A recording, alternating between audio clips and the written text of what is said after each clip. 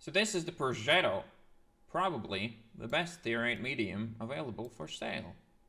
Has the camo skin thing as well on it, so it looks kind of neat. So what is this? This is a 3-shot auto reloader, one of the best guns in tier 8 of all mediums. Really nice accuracy, really nice aiming time, good pen, and you get 3 shots, and they constantly reload, so you don't have the clunkiness of the auto-loaders like the Lorraine. It's also very fast, it has gun depression, it's basically the perfect medium tank at tier 8. Almost nothing to flaw this about, apart from maybe the lowish alpha.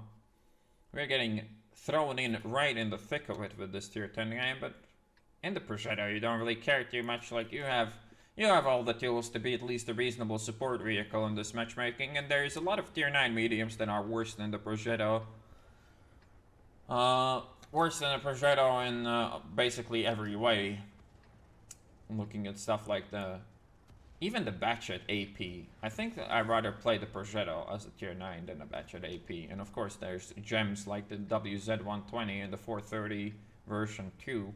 So there's a lot of even tier 9s that I would say are just flat out worse than the Progetto, but it's okay because you have to pay real money to get the Progetto, so it's okay if it's way better than some tier 9s in the game. As far as the competition in tier 8, the one real one is the Lorraine, but the Lorraine kind of has fallen a bit out of meta, I'd say, with a lot of the maps forcing close range combat and the Lorraine being complete paper with a really not very reliable gun. Like, surely this tank is also complete paper, but it's also very good at snap shooting, and it doesn't have the clunkiness of the autoloaders tied to it. Where did you get this camo? I'm not sure if you can still buy it, but when I got it, you could buy it in the just in the garage for something like 5,000 gold. So we're gonna poke up on the hill, see what's happening, unless we can shoot at something in the middle, which looks to be the case. That's really bad. Could have waited to reload, but I don't. I'd rather take my damage now than wait for it. Problem with not poking the hill early on is that you give the enemy team more time to set up their camping nests, their tents, their barbecues. It looks like nobody played aggressive, which is already a good sign for us.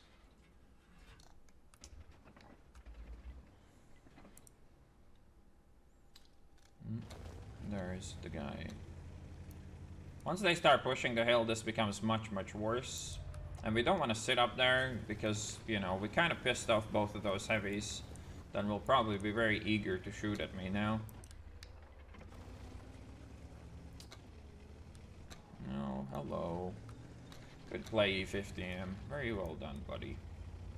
So I wanted to be doing some silly stuff on this side, but now looking at how this evolved, I think we're gonna take the passive good old house here. Seen me do this quite a lot in quite a lot of other games, but it's just a solid defensive position. Can do spotting, can do shooting, and are relatively safe from most angles, so pretty good position overall.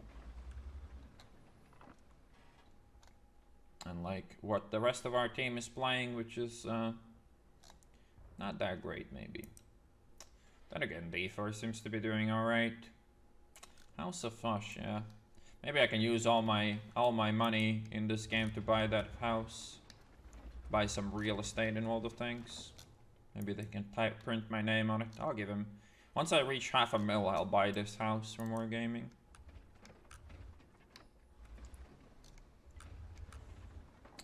Probably sit in double bush and just shoot, because it seems that they're getting spotted without my help, really. Maybe I am the one spotting them. It's hard to say. I guess I'm not looking at the spotting, but maybe we can still spot something.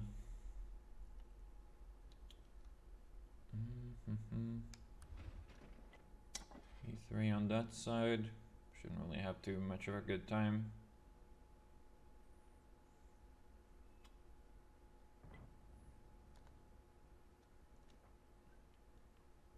Well, not a very exciting ordeal right here, but we're not really in a any position to put up the pace or do anything really. We're just kind of chilling here and seeing what the enemy team is gonna end up doing. They might not even have that much stuff on the hill, but once Wargaming changed this map, they kind of heavily favored the opposite spawn on the hill, so we can't really be super effective from this side anymore. Also, I think because of the Scorpion back there, this position is gonna be less relevant, because he's probably shooing them off when they're peeking.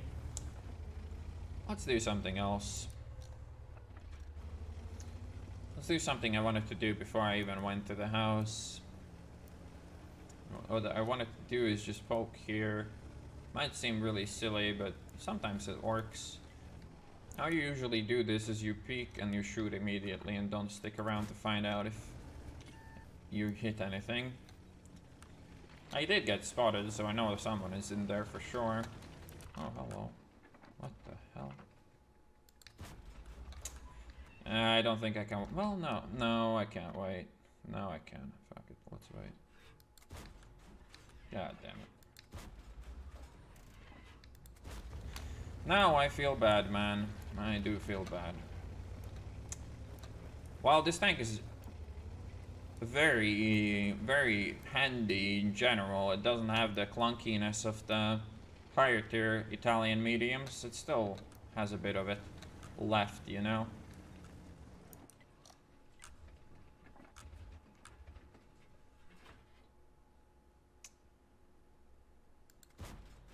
Almost. Good attempt. Good attempt. Oh, AC is back. So Hyperfan, thanks for the sub. Wait, did the 430 run away? That's kind of odd. That is kind of odd. This entire game is kind of odd now. Why would the 4030 run away? That is so bizarre. How's the Bourrasque compared to this? That's probably a better comparison these days than the Lorraine. The Bourrasque is, the gun is much worse, but the amount of damage you deal in 2 seconds in that tank is pretty insane. So that's kind of what the Bourrasque is all about. It's about doing a lot of damage very quickly, and then, you know, abandoning the flank, abandoning the play. This tank is way more flexible. Because again, because of the way the Bourrasque works, it needs a lot of time to reload and re-peak and so on. This tank can just stay active basically at all times. Of course, your reload is obviously not great, but it's not terrible. Like, even if I unload my entire mag here, I only have to wait 8 seconds to get another shot, and, you know, that's not great DPM, but there are a couple of tier 8 mediums that don't get much better reload on their one and only shot, and they don't, you know, they can't even dream of having an auto reloader. So someone needs to do some spotting. I don't want to do it because it's probably gonna get whoever is doing the spotting killed unless they do it from the other side of the rails. That's a long drive for me right now. I don't want to go there. Because if I do that, I'll probably end up not being able to shoot at anything for the rest of the game. Kind of a bizarre play by the enemy team. I don't know why they abandoned the hill. They didn't really have to. Shooting the Progetto because we can pen him without aiming too much. And in this tank, I think the right call is almost always to just keep shooting. There's almost no reason to save ammo. As, yeah, well, that's, I guess, one place where you save ammo. The reload surely gets better, but you want to get your damage as soon as possible, really. At least I find it to be more effective that way, and then when you get a break and you can't actually shoot at anything, then it doesn't really take very long to be able to shoot all 3 again. And that's kind of the crazy thing about this thing. That's what makes it better than the higher tier Progettos and all of that. Is just, it's not very clunky at all. Like, it doesn't take very long to be fully loaded. And when you are, this thing is a mod lad.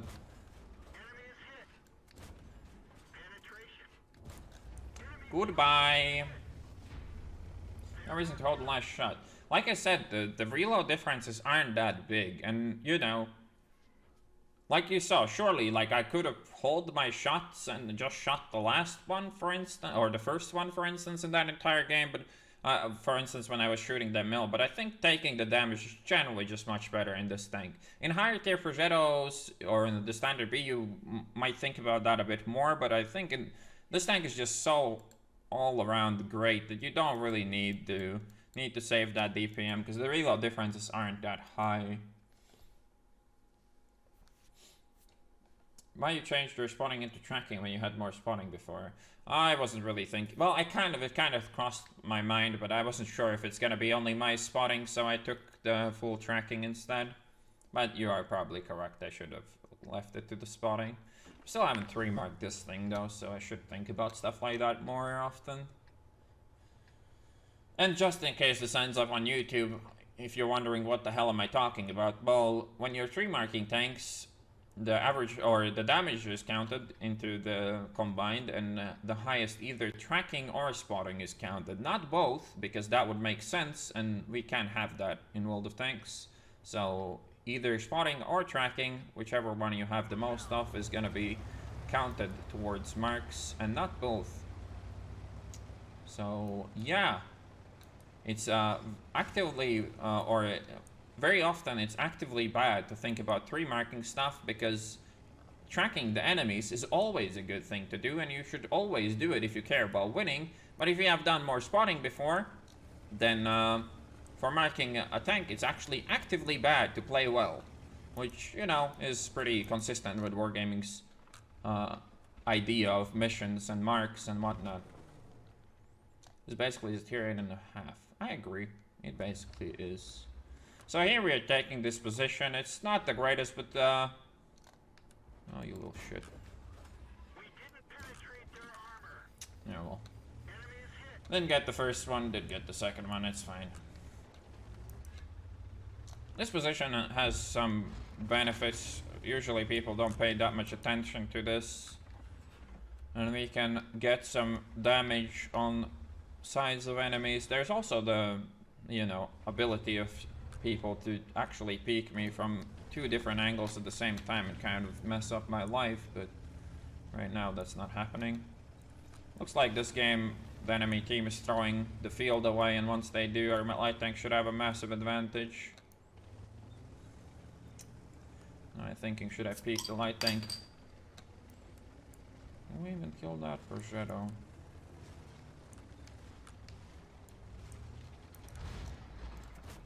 Nice shooting, Fosh. Very cool. La Gamer 18, thanks for the 2 months. KV2 is killing our stuff. And that's where the Progetto was. Not really being active enough here right now, I think. The typical Fosh timing. We can hope that this guy comes this way again.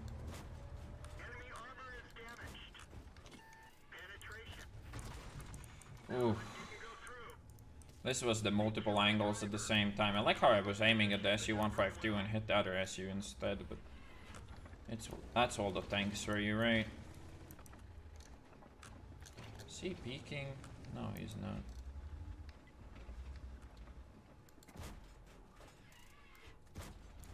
First shot hit, second shot didn't. I think we're moving towards the field now, though. Could have been really dangerous for me that entire fight. Also, like, once you unload all your ammo, you can think about relocating, look at the map, see if there's maybe better things to do than just sit where you're at right now. Just adjust. Improvise, overcome, and adapt, and all of that silly stuff.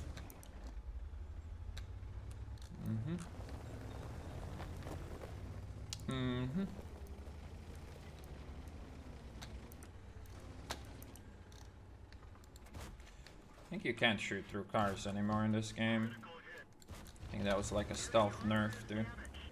Oh, this KV2 really doesn't like me.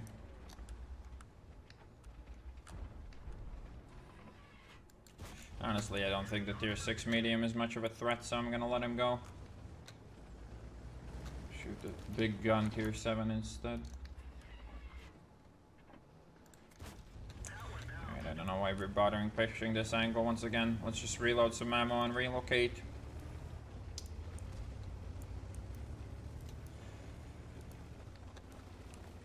Probably reloading the second one.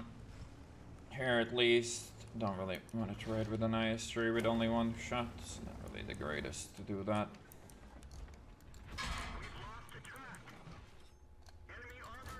Okay, sure. No, I actually didn't have my third ready. I kind of potato that one. Alright. I think this KV2 still wants to finish the job. He tried to do already twice. But because it's a KV2, it's not very difficult for us to bait his shot out and kill him. Yes, not very difficult at all, as you can see.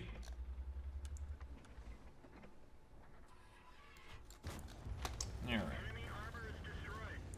That's done. Not a very good game, this one.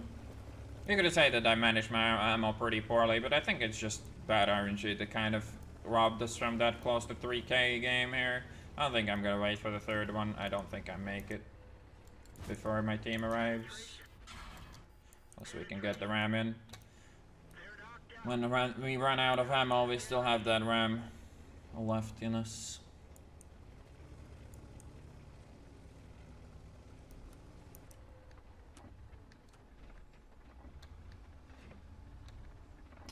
It's kind of bad to drive into him like this, but V too fast, and we don't really want to sit back and let someone else farm him. Alright, so that wasn't too bad. Almost got our 3K once again. This tank's really good, by the way. If you're wondering which premium to buy, this is probably the top of the list if you want something more exciting than a brain-dead Russian heavy tank. So, yeah, that gets us a second class. We hit something blind. I guess one of the...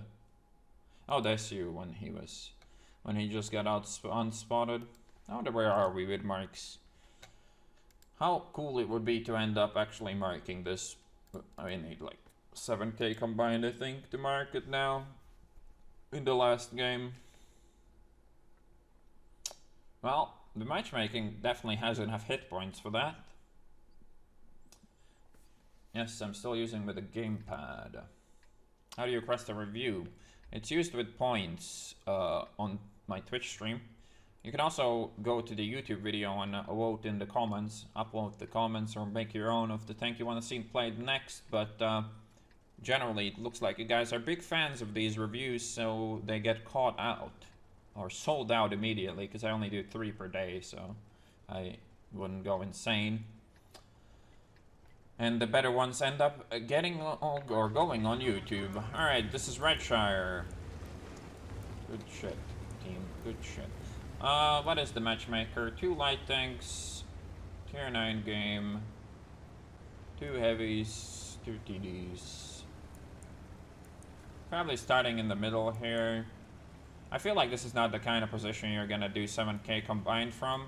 If you want to do that, you gotta be more adventurous and make some riskier moves. Didn't get spotted early on here, so we're assuming that there's no light tanks there.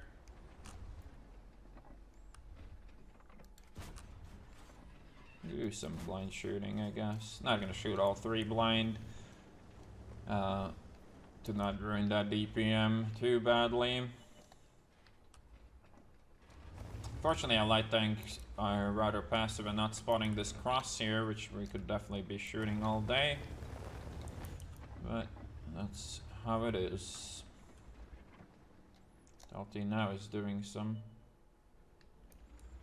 aggressive play. Caravans, nothing on the top though, it seems. What is that LT doing, man? What is that E1 doing as well?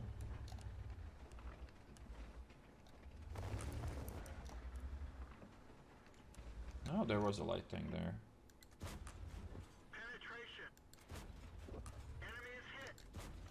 Last shot was really bad.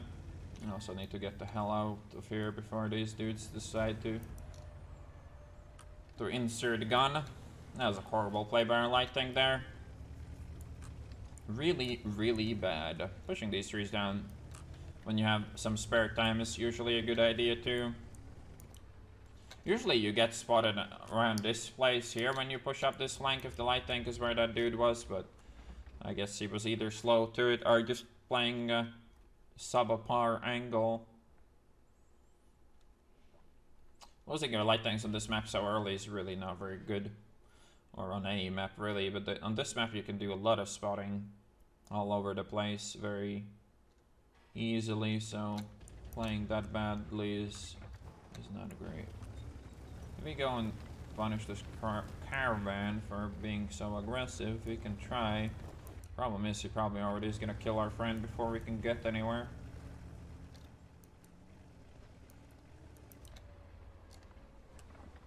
And here again, you know, you take all the damage. You don't wait for any reloads, you just take it all. Like, sure, in this case, maybe it was better to just shoot twice and leave, but I think I still had full health. I don't mind losing one shot of hit points. But you can see what happens when your light tank just gets completely dumpstered like this, and the enemy team is just able to take everything. I mean, this game's over, unfortunately. Even in a Progetto, there's no way we're gonna make a comeback here. I'm actually gonna fix the turret ring. It really is awkward to play this game without a turret ring. Also, it was pretty not aggressive, but careless in that way I retreated from that place. You can get punished for a play like that quite badly very often. This game is very over though. Losing this much of the real estate is always gonna end up in losing, and there's not really a good way to do much about this anymore. We have no light tanks left, we have no spotting left, and I imagine the enemy team still has the corner campers in this position here, so we can't really even push this side, so I think what we're gonna do is just chill here and wait for the cheese whiz to get rushed and see if we can support him when that happens.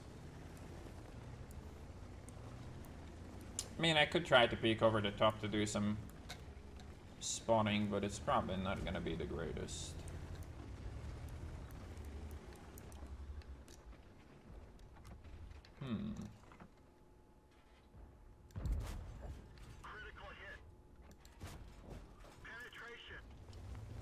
Alright.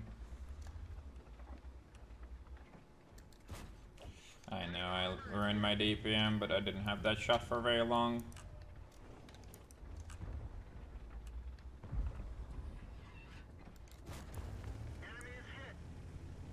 Fortunately, he still had a repair kit. Those TDs actually died quite quickly without doing much, so maybe we're still in this game. And again, you know, sitting on the last shot, surely it's not the optimal way to play this vehicle, but you know, it's still functional, way more so than any of the other auto reloaders that we have in the game. I don't know why these guys are overcommitting like this. The enemy team has so many snipers still left, and the team is just kind of rushing right into them head first. But I guess if they get to the water and actually manage to kill that guy, that's a pretty big benefit for us, as they're gonna lose their only scout really.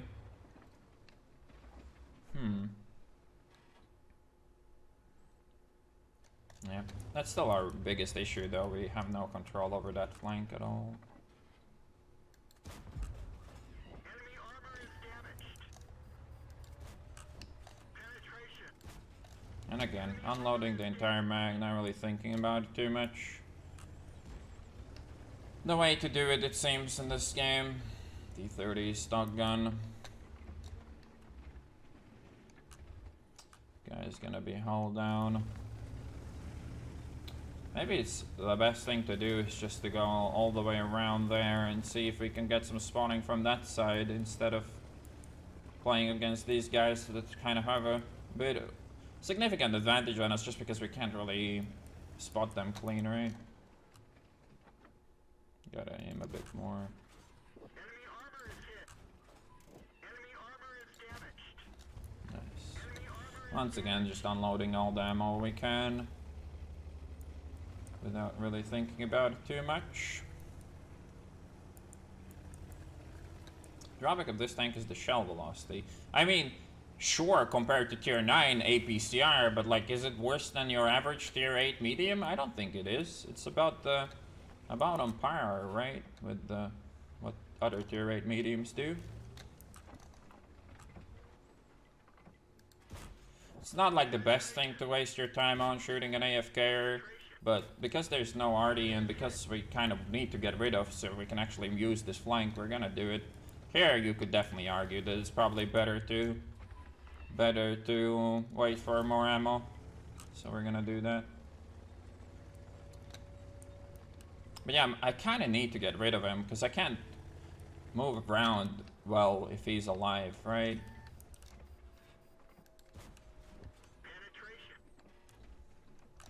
This 2 shots could actually do it, but oh man, I played that like a complete 2-head, but fine, whatever. 2 coppers, we're out of time, man. At least now we can actually drive here without being spotted and try to scout this cap circle. Yeah, I think we're gonna be too late. I think I messed up. Maybe I should have just gone straight through it.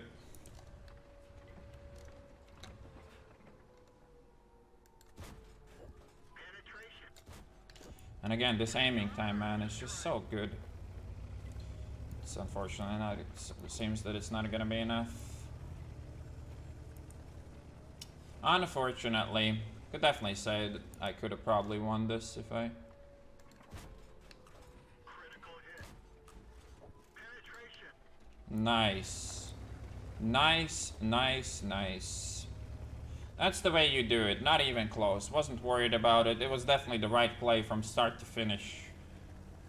And I was like, first of all, a bit of a disbelief that that guy's actually the one capping. But he was actually, so sure. Alright. Who knows, maybe we even get our 3 mark with 6k combined. Probably not, but... Probably not, but we'll see, we'll see. But yeah, Progetto, pretty good tier 8.5.